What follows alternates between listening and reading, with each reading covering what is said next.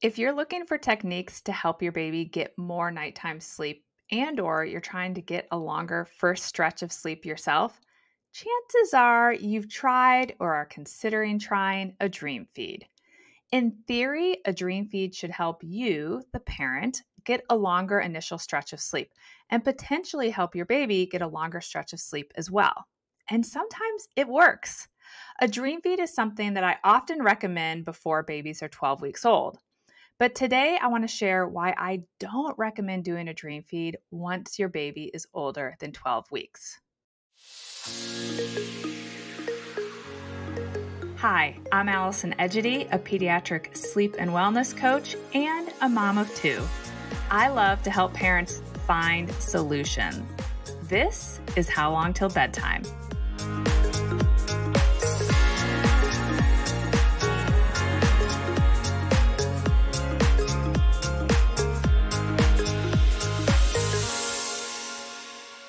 In the event that you're listening today and you have no idea what a dream feed is, I want to start by explaining the concept. A dream feed is when you've put your baby to bed and then you proactively feed them after they've been asleep for a few hours. The idea is that you aren't really waking them up, you're just trying to feed them while they are still kind of snoozing.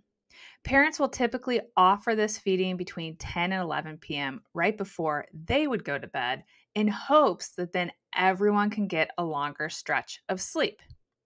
So, is this a good idea? First, I want to acknowledge that virtually all of us probably know someone who swears that the dream feed was the key to getting their baby sleeping through the night. So, I'm not here to say that there's no way a dream feed can result in full nights of sleep.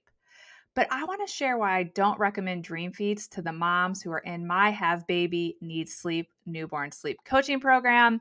And I want to explain the potential downside of the dream feed. Providing a dream feed to your newborn who needs to eat every few hours during the night can be a really effective short-term strategy, particularly in the first few weeks or months. But dream feeds can backfire as your little one approaches 4 months. So, why is that? Between 3 and 4 months, a baby's biological sleep rhythm is maturing. As their sleep rhythm matures, they will start to have sleep cycles that have both light and deep sleep. They now have distinct stages in their sleep cycle, and it's more like that of an adult's.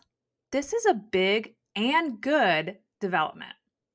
So, this big developmental leap that's happening during this window is also what triggers the infamous 4-month sleep regression that so many people hear about, dread, and some experience. As your baby's sleep rhythm develops and matures, that initial stretch of sleep that they get after you put them to bed should be their deepest and most restorative stretch of sleep at night. We want that stretch to just lengthen and lengthen and lengthen, and ideally just bump night feedings naturally out the end of the nighttime sleep. But by inserting a dream feed, you disrupt that initial stretch of sleep. Even if you feel as though your baby isn't really fully waking up during that dream feed, I assure you that you have disrupted their sleep cycle. And this has the potential to throw their sleep off for the rest of the night. Once their sleep has that initial disruption or fragmentation inserted, the chance of more frequent and continued wakings is going to increase for the vast majority of babies. This is going to result in a more fragmented night of sleep, and it's going to result in less restorative sleep for both you and the baby. Another potential downside is that by inserting the dream feed, you may set a rhythm for your baby's body to wake around that same time each night and to be hungry. They have a rhythm to their eating that develops as well. When this happens, parents will eventually try to drop the dream feed, but their baby is still going to wake within 15 to 30 minutes of that typical dream feed time.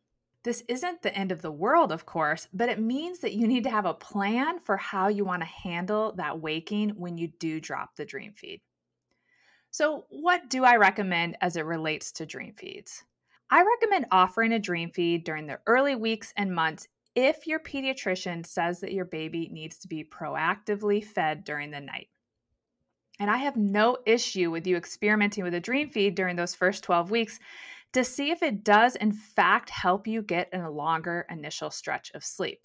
But if you offer the dream feed, make sure that you're actually waking your baby enough that they take a full feeding.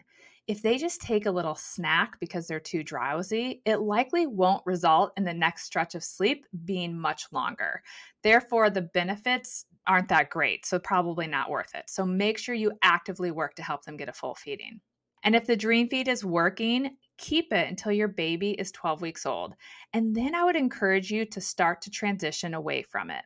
You can do that by feeding them when they naturally wake rather than proactively waking them for that dream feed. And assuming you have your pediatrician sign off, I would encourage you to try not to feed your baby more often than every 3 to 4 hours during the night once they're over the age of 12 weeks.